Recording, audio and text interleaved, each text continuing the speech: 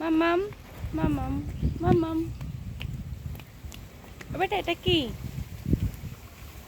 বেটা? এটা কি মাছ না, এটা সুইমিং পুল।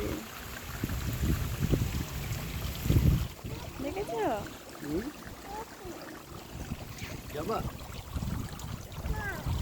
কেন? দারুণ হাওয়া। সুইমিং পুলটা অনেক সুন্দর, কিন্তু আমার কস্টিউম নেই বলে আমি নামতে পারবো না, আমার ভয় লাগে। কি সুন্দর ফুলের বাগান, দারুণ না? এটা দীঘা বিচ থেকে প্রায় 4 কিলোমিটার ভেতরে।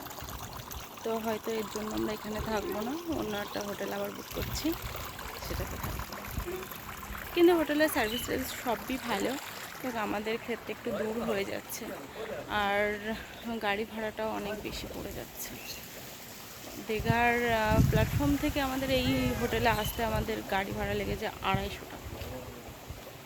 আর অতবার 250 টাকাতে যাওয়া আসা এতবার করা সম্ভব না, এতটাও মানে বড় লোক না।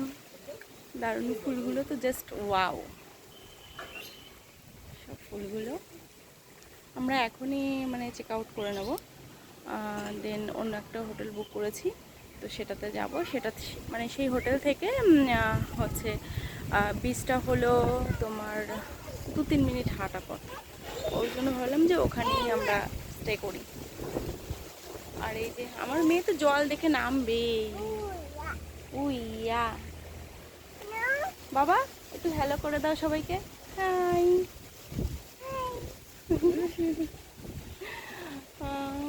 তো এই ফার্স্ট আমাদের হচ্ছে বেরোনো।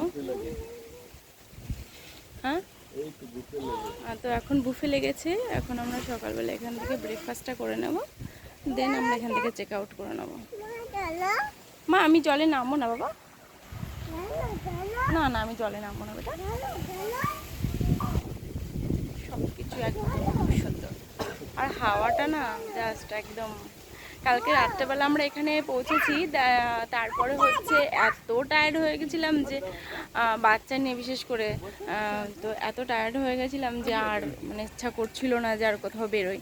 তো এখন সকালবেলা একদম ঘুম থেকে উঠে ফ্রেশ হয়ে তো মনে করলাম যে চলো এখন একটুখানি এই জায়গাটা যখন এসছি দেখে নিই।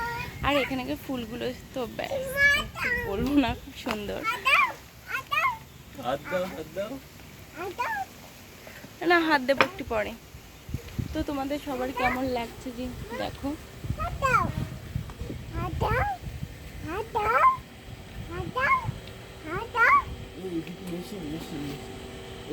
চলো ওইদিক চলো, রেকর্ডিং তো চ্যানেল লাইভ রেকর্ডিং।